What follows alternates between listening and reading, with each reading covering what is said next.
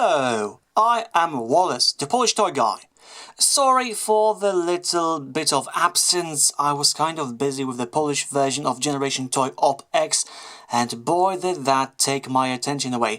But now I am back, and to make this up to you, the next two videos I'm making are for Wallas Toy Reviews, starting with this one, which is about Transformers Generation 1 Throttlebots, because I've been reading the feedback for my question, what do you watch Wallas Toy Reviews for? And one of the answers was for old classic toys. So here we are, Generation 1, and a subgroup that's quite close to my heart. Let's begin. So, just in case some of you are young enough not to recognize this subgroup, in which case I am happy that you decided to watch this kind of video, Throttlebots were first released in 1987 on the Autobot side of G1, and they were very simple even for Generation 1 standards, so the camp was divided on them. Some people loved them, me included. Some did not like how super simple they were at this point in G1, but they do have their charm. They are sort of these chipified cars, at least some of them. They have pullback motors built in, they have simple transformations. They can be considered kind of a spin-off of the earlier released Battle Chargers Decepticon subgroup, minus the auto transformation gimmick. And like I said, I think the amount of liking you may have for them depends on whether you had these toys previously or not. In my case, I had two of them. So let's start with the red car, Chase, who transforms into a sort of chibified Ferrari Testarossa, according to TF Wiki. And it's a quite nice car, very red with painted front windshield, stickers for the side windows, an Autobot Rob sign on the roof. Still works, but it does require a bit of time to kick in. Some nice details that may be a good basis for some attempted panel lining. Rubber wheels, black bumper, and nothing else really. It's a nice car, even if super deformed. I like the overall aesthetics. It's nice, you could not transform it ever and still appreciate what it is. Then we have Goldbug, who, depending on the continuity and interpretation of G1, may be Bumblebee Reborn or not. I try to treat them as separate characters, even if they do share the alt mode of Volkswagen Beetle. Quite nice, gold. No gold plastic syndrome yet, again, rub sign on the top. Works, but again, needs some time, given the age of this toy. The functional details are the same as with Chase. This toy does have nice details. Also, it is being recorded that this is actually not super deformed and it's quite close to the original proportions of the real car, so that's nice. I wish we did have some black for the rear window, but considering this was a budget toy at its time of release, nothing can be done about that, unless I am missing some repro labels update. Chances are I am. Again, quite nice vehicle. Next we have Rollbar, who transforms into a terrain vehicle instead of a sports car, and I'm hearing he also is not all that super deformed, and he transforms into a Jeep CG7, which I always confused for some older chassis version of Jeep Wrangler, but then again I'm not an expert on cars. It's quite nice, the very characteristic Jeep front. No rare stickers. We do have a spare tire, non-removable of course. Again, Autobot Rob sign. And by far this one has the best stickers in my opinion, because they are supposed to reflect the surroundings through which Rollbar is driving. So I think this is some kind of wild desert, probably American desert. It's quite nice. Of course it's fake, but still I like the overall effect. Even if on my piece the stickers have definitely seen better days. Next is Freeway, who transforms into a Chevy Corvette C4, and now it's time for the nostalgic squee to kick in, as this is one of the 2 Throttlebots I did have as a kid. It was this 90s classic Transformers reissue with simple Autobot sticker instead of the Rob sign, but still, I got this one and the next one as Christmas gifts when I was 6, so I absolutely love them for what they are. And mine did not survive due to some mechanical damage inflicted by me as a kid. Well, this was a toy, so this could have happened, and did. But yeah, again, has very nice details. This is definitely a bit chibified, but still, I like how it looks. I think this combination of blue chassis and grey windscreens definitely worked a lot. Then there's Searchlight, who transforms into a Ford RS200 and was the 2nd Throttlebot I had as a kid, though that one in my memory was far whiter, as unfortunately this one was attacked by the sunlight yellowing disease, which is kind of sad because white definitely fitted this mold more.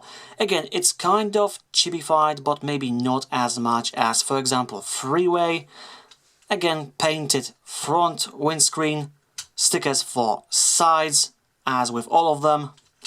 I really like the front of this one and the back as well. It's asymmetric, has a Rob sign, that's also nice. Again, works but with a delay, but I definitely like all of these nice, even if unpainted details on the rear. This is nice, this is nice. I would really like to see a Transformer that utilizes this alt mode in normal proportions. That would be really nice to look at. And finally, there's Wideload, the little dump truck, and I have absolutely no idea what is he doing in this subgroup. I mean, when something is made out of 5 regular cars, why add a construction vehicle as the 6th Ranger? I suppose they tried to add some variety. Maybe they could not think of any other all-terrain vehicle like Rollbar to fill in these 6 shoes. I don't know, but definitely he looks out of place. He is kind of chibified, and as a separate toy he is quite nice. I like all the details. I like the color scheme. Again, we have the Rob sign. Somehow I'm very pleased with these blue pieces over the cargo bed. In any other kind of situation this would be very fine, but in a subgroup made entirely out of regular cars, this sticks out a lot. And like I said in the beginning, all 6 of Throttlebots have pullback motors inside. So the idea is very simple. The pullback motor is basically the rear wheel axis, which you wind up, let it go without sinking, and the car charges forward. So let's do it in a way you can see. So let it go again. And that was first my Wallas toy ruler and then my Wallas toy floor. Let's see others go.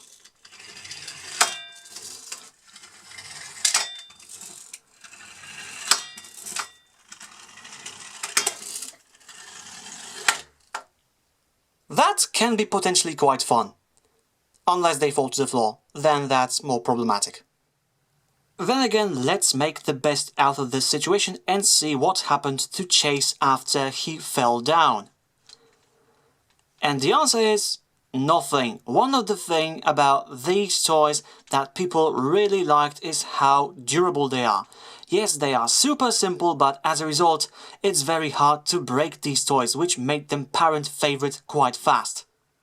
And now it's time for vehicle mode comparison. So let's start with some Generation 1 masterpiece Autobots.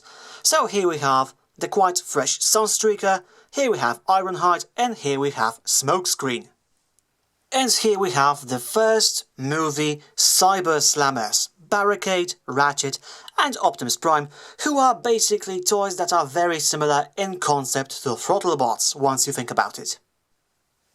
And lastly, here we have the first Deluxe Bumblebee from the first movie, Classics Voyager Optimus Prime, and Legends Tailgate from the new Power of the Primes. And now it's time to transform Throttlebots into the robot modes, which is going to be a very simple process.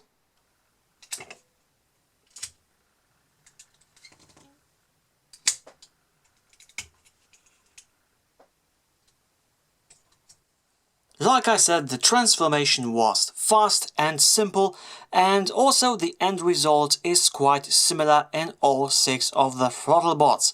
And some people did not like that, saying that again this is too simple of a result, but I like this myself because this gave me a feeling of unity among the members of the subgroup. So I hope if someone makes an official or unofficial masterpiece Throttlebot subgroup, the same effect of unity will also be recreated. But seriously, this was Generation 1. Simple Toys was the thing of that line most of the time, and it was released far before Masterpiece and Third Party came, so why not just sit back and relax and appreciate what we got, because at that time transforming robots were still not something given. So as you can see, this is Chase. I really like the idea of the front of the car making the feet and legs, like in, for example, Sunstreaker. We have very simple arms. These are basically just the bottom parts of the door of the car. We have some 4 fingers that are barely there thanks to some panel lining. But yes, while this is simple, it's kind of nostalgic and kind of cute, so I don't mind. And let's look at the head sculpt, which is quite nice. Again, very simple 2-color helmet, but I do like its feel.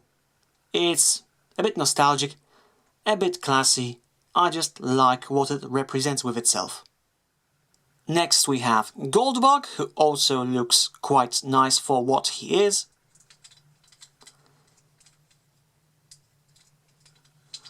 Let's look at the arm details and on the head sculpt, which again is quite nice, and this time reminds me of Jazz wearing a battle mask, which is not a bad image in my head.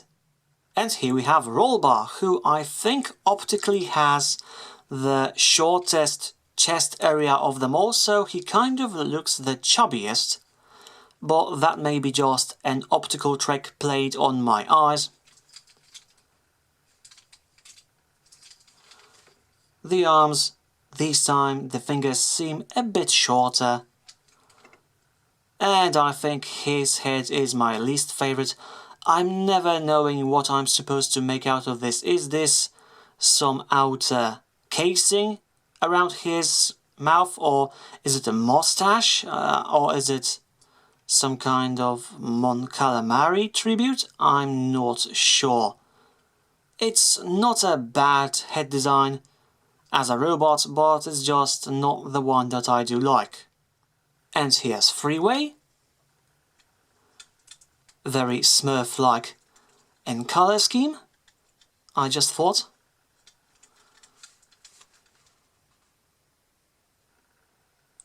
Quite nice head design.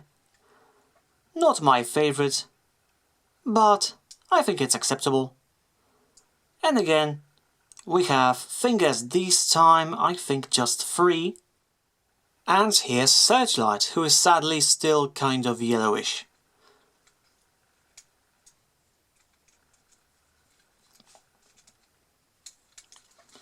Let's look at the arms, back to 4 fingers. And the head is also nice, though I think it would look slightly better without this horizontal line for his mouth. But then again, that's just me. And here's Wideload, who in this mode, thanks to his dump truck features, kind of reminds me of Ice Hockey Goalkeeper, but that's not a bad thing because he kind of looks like a tank, which is nice, though because of where his arms are located, they do seem the shortest of the bunch, even if he actually has fingers that are not part of the door. And the head sculpt is also quite nice. For some reason it reminds me of Trigger Happy, but I still think it's quite good. So now that I think about it, I think Chase and Goldbug have the very best head sculpts for me in this entire subgroup. And because of how these toys transform, the pullback motor feature is still available and operational. Though now it also includes a bit of squeak sound effect. And now there's no Wallas Toy Ruler. Now it's Wallas Toy side of the studio.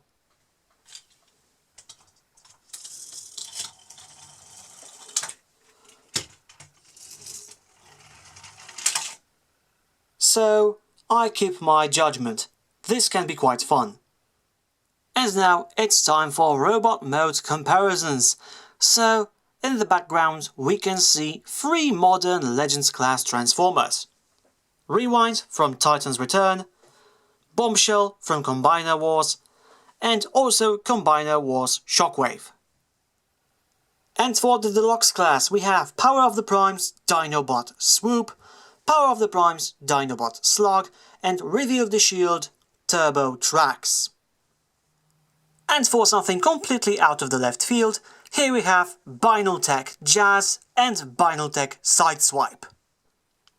And of course, let us not forget about the common cola can and $1 bill. So to sum it all up, I am fully aware that for some people Generation 1 Throttlebots may be too simple even by G1 standards. But to me they are a great and nostalgic subgroup that takes me back to my young past. And also these toys, while are very simple, they also have a bit of collector's charm. I like the pullback motor gimmick, I like how fast they transform, how durable they are. So I think that yes, these are not for everyone, but I think there will be people who will appreciate Throttlebots for what they are. And if you are among them, I highly recommend that you find them on the internet, on eBay, in some shop. I think they should be cheap, and I think they will be a good purchase for you. And that's all for this video review. I will be back with the next one soon, and until then, stay well. Polish Toy Guy, signing out.